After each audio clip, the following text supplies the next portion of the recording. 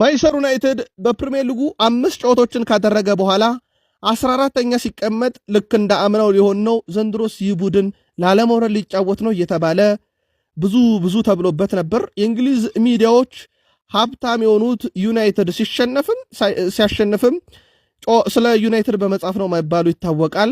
የእንግሊዝ የሚዲያዎች ሁሉ አጀንዳ የሆነው ማንቸስተር ዩናይትድ ታዲያ ከ4 ጨዋታዎች በኋላ ሁለተኛ ከሚገኘው ቡድን በ2 ነጥቦች ብቻ ርቆ በፕሪሚየር ሊጉ አሁን በጣም ወሳኝ ደረጃ ላይ ተገኝቷል። የሩበን አሞሪም ቡድን ከትችት ወደ አድናቆት በኦፕታም ከ0 ወደ ሽርፍራፊ ቁጥሮችን ቢሆን የዋንጫ ማንሳት ንጻሬ መቀየር እየቻለ ቡድን አድርገውታል። አሁንስ የማንቸስተር ዩናይትድ ጥንካሬ ራሱ ሲተቹበት የነበረው የሩበን አሞሪም ታክቲክ ወይንስ ተጫዋቾቹ ሜዳ ላይ ተነሳሽነታቸው በተለየ መንገድ ጨምሯል? የዩናይትድ ደጋፊዎች ምን ታዘባችሁ? መልከታችሁን አድርሱን።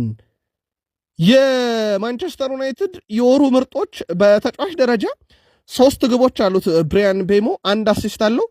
ኦክቶበር ወር ለዩናይትድ ያደላ ይመስላል። በዚህ ረገድ አሰልጣኙ ራሳቸውን ሩበን አሞሪም እናንሳቸው። ሩበን አሞሪም ማንቸስተር ዩናይትድ በወርሃ ጥቅምት 3 ተጫወተ፣ 3 አሸነፈ፣ 8 አስቆጥሮ 3 ተቆጠረባቸው። ምናልባት የዩናይትድ ወር ነው ማለት ይቻላል። በተጫዋች እንደ ብሪያን ቤሞ፣ በአሰልጣኝ ደግሞ እንደ ሩበን አሞሪም ያሉ በጣም ስኬታማ ወርን አሳልፈዋል። በዩናይትድ በኩል ቤንያሚን ሼሽኮም ቋሚ ሆኖ በሚጀምርባቸው ያለፉት 3 ጨዋታ ብሬንትፎርድ እና ሰንደርላንድ ላይ ግብ፣ ብራይተን ላይ አሲስት አድርጓል። ከጎል ተሳትፎ ይልቅ ጨዋታው ላይ የሚያሳያቸው እንቅስቃሴ ደግሞ በተለይም የፕረስ የማድረግ አቅሙ ተጫዋቹ ከፍ ያለ ነው። ተቃራኒ ቡድን ተረጋግቶ ኳስን አደራጅቶ እንዳይጀምርና ሁለተኛ ኳስ ቡድኑ እንዲጠቀም በማድረግ ረገድ ላይ በጣም ወሳኝ ተጫዋች ነው። ያው ቁመቱ ረጅም ስለሆነ ለሁለተኛ ኳስ ለመጫወት በጣም አመቺ ነው። ኳሶችን በጭንቅላቱ ገይቶ ለአማካኝ ስፍራው ኳሱ ተደራጅቶ እንዲጀመር ማድረግ ይችላል። አሊያም ደግሞ በደረቱ አቁሞ በእግሩም አቁሞ ይሁን የዩናይትድ ተጫዋቾች ቦታቸውን እስኪይዙ መጠበቅ የሚያስችል ተጫዋች ነውና በግብ ብቻ ሳይሆን በአጠቃላይ በጨዋታው እንቅስቃሴ በጣም አስደናቂ ጊዜን እያሳለፈ ነው። ዩናይትድ በዚህ ዓመት ምናልባት ብሪያን ሜቦና ካዝሜሮ አንጻር ከሚጠበቅባቸው በላይ ግቦችን አስቆጥረዋል። ያው ብሩኖና አማድ ደግሞ በጣም የሚጠበቅባቸው በላይ ኳሶችን አምክነዋል። በትንሽ ጎል የማስቆጠር ንጻሬ ግብ ያስቆጠሩ ሃሪ ማጓየር ነው። ከምንም ነው ግብ ያስቆጠሩ ለዩናይትድ ሊቨርፑል አሸናፊ ያደርጎታል። ወደ 0.32 ነው የሃሪ ማጓየር ግብ የሚያስቆጠር ንጻሬ፣ ግን 1 ግብ አለው። ሜሰን ማውንት ከ0.5 1 ግብ፣ ካርሎስ ካዝሜሮ ከ1-2 አግኝቷል። ያ ማለት አንድ ኳስ ምንም አይነት የመቆጠር እድል ሳይኖሩ አስቆጥሯል ማለት ነው።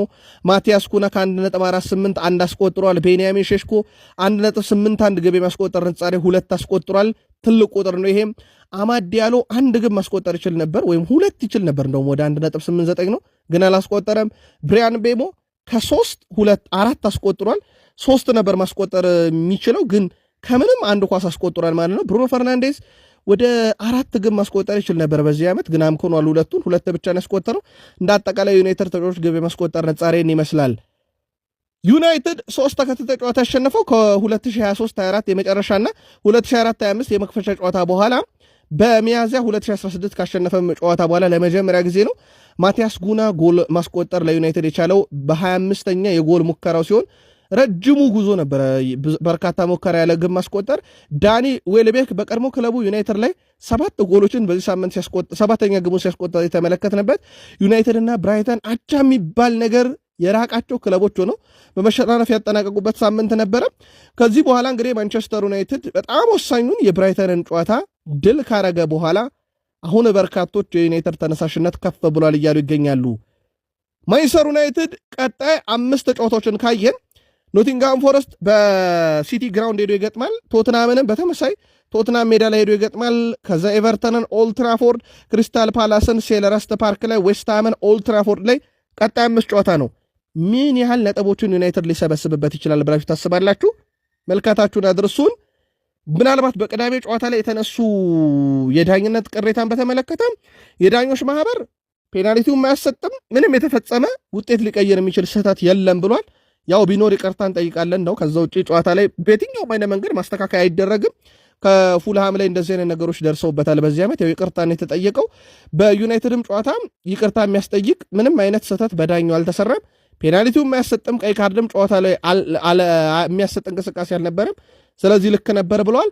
ምናልባት ከአድማጭ ተመልካቻችን ከመጣለን ጥያቄ አንጻር ማርከስ ራሽፎርድ ከኤል ክላሲኮ ጨዋታ በፊት የዩናይትድ እና የብራይተንን ጨዋታ እያየ ነበር የሚለው በትክክል ያ በምስል ተይዞበታል። ያ ወደ ስቴዲየም ወደ ሳንቲያጎ ቤርናቤዮ ሲያቀኑ የዩናይትድ እና የብራይተንን ጨዋታ እየተከታተለ ነበር። የዩናይትድ የአካዳሚ ውጤት ነው፣ ምንም ጥያቄ የለውም። ስለ ዩናይትድ አንድም ቀን መጥፎ ነገር ሲያወራ አልሰማ ነው። ራሽፈርድ ግን በቀጣይ በዛው በባርሴሎና መቆየቱ የሚቀር አይመስልም።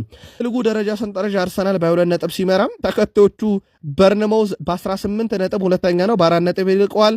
የምንጊዜም የአርሰናል የውጤትም ይሁን የምንም ተቀናቃኙ ቶትናም ሆትስፐርስ በ17 ነጥቦች ሶስተኛ ነው፣ የ5 ነጥብ ልዩነት አለ። ሰንደርላንድ በተመሳይ 17 ነጥብ አራተኛ ነው፣ ሲቲ በ16 ነጥብ አምስተኛ ነው። ዩናይትድም በእርግጥ 16 ነጥብ አለ፣ በግፍፍያ ልዩነት ተበልጦ ነው። የዘንድሮ ፕሪሚየር ሊግ ትንቅንቅ በዚህ መልኩ ቀጥሏል። ትላንት አርሰናል 700ኛ ጨዋታውን ድል አደረገ ብለናችሁ ነበረም። አርሰናል አንዳንድ የዩናይትድ ሪከርዶችን እየተጠጋ ነው። አንደኛው 100ኛ ጨዋታ ላይ ደርሷል። አርሰናል 3 ሲደመር ግቦችን ሲያስተናግድ የዩናይትድ 107 ነው ሪከርዱ።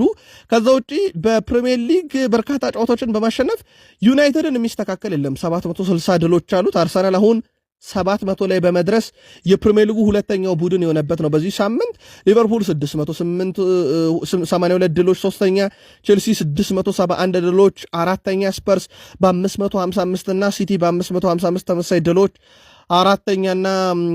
አምስተኛና ስድስተኛ ደረጃ ላይ ተቀምጧል። ስለዚህ አርሰናል 700 ቤት የገባ ሆኗል ከዩናይትድ በመቀጠል